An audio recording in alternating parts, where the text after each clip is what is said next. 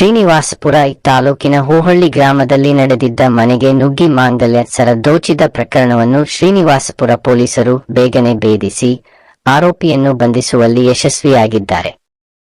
ದಿನಾಂಕ 4 ಮಾರ್ಚ್ 2026ರಂದು ಬೆಳಗಿನ ಜಾವ ಸುಮಾರು 1 ಗಂಟೆ ಸಮಯದಲ್ಲಿ ಹೋಹಳ್ಳಿ ಗ್ರಾಮದ ನಿವಾಸಿ ರತ್ನಮ್ಮ ಮೃತ ರಾಮಕೃಷ್ಣಪ್ಪ ಅವರ ಪತ್ನಿ ತಮ್ಮ ಮನೆಯಲ್ಲಿ ಮಲಗಿದ್ದಾಗ ಅಪರಿಚಿತ ವ್ಯಕ್ತಿಯೊಬ್ಬ ಮನೆಗೆ ನುಗ್ಗಿದ್ದಾನೆ.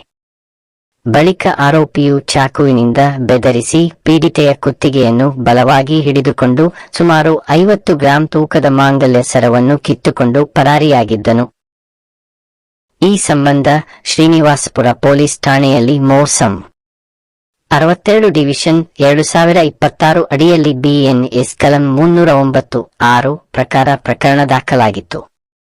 ಪ್ರಕರಣದ ಗಂಭೀರತೆಯನ್ನು ಮನಗಂಡ ಪೊಲೀಸರು ಆರೋಪಿಯನ್ನು ಪತ್ತೆಹಚ್ಚಲು ವಿಶೇಷ ತಂಡವನ್ನು ರಚಿಸಿದ್ದರು. ಕೋಲಾರ ಜಿಲ್ಲಾ ಪೊಲೀಸ್ ಅಧೀಕ್ಷಕರಾದ ಕನ್ನಿಕ ಸೈಕ್ರೆವೋ ಅವರ ಮಾರ್ಗದರ್ಶನದಲ್ಲಿ ಹೆಚ್ಚುವರಿ ಪೊಲೀಸ್ ಅಧೀಕ್ಷಕರಾದ ರವಿಶಂಕರ್ ಹಾಗೂ ಜಗದೀಶ್ ಅವರ ಸಹಕಾರದೊಂದಿಗೆ ಕಾರ್ಯಾಚರಣೆ ಕೈಗೊಳ್ಳಲಾಯಿತು.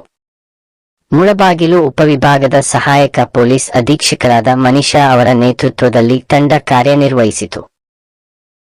ಶ್ರೀನಿವಾಸಪುರ ಪೊಲೀಸ್ ಠಾಣೆಯ ಪೊಲೀಸ್ ನಿರೀಕ್ಷಕರಾದ ಶಂಕರಾಚಾರ್ಯ ಬಿ, PSI ಜಯರಾಮ, ಮುಳಬಾಗಿಲು ಗ್ರಾಮಾಂತರ ಠಾಣೆಯ PSI ಅರುಣಗೌಡ ಪಟೇಲ್ ಸೇರಿದಂತೆ ಸಿಬ್ಬಂದಿ ತಂಡದ ತೀವ್ರ ಶೋಧ ಕಾರ್ಯಾಚರಣೆಯಿಂದಾಗಿ ಆರೋಪಿಯನ್ನು ಪತ್ತೆಹಚ್ಚಲಾಯಿತು. ಬಂಧಿತ ಆರೋಪಿಯನ್ನು ಸುಬ್ರಮಣಿ 26 ವರ್ಷ ಒಕ್ಕಲಿಗ ಸಮುದಾಯದವನು, ಹೋಹಳ್ಳಿ ಗ್ರಾಮದ ನಿವಾಸಿ ಎಂದು ಗುರುತಿಸಲಾಗಿದೆ. ಆರೋಪಿಯನ್ನು ದಿನಾಂಕ 19 ಮಾರ್ಚ್ 2026ರಂದು ರಾತ್ರಿ ಸುಮಾರು 9 ಗಂಟೆಗೆ ಬಂಧಿಸಲಾಗಿದ್ದು ಅವನ ಬಳಿಯಿಂದ ಒಟ್ಟು 43 ಗ್ರಾಂ ತೂಕದ ಮಾಂಗಲ್ಯ ಸರವನ್ನು ವಶಪಡಿಸಿಕೊಳ್ಳಲಾಗಿದೆ.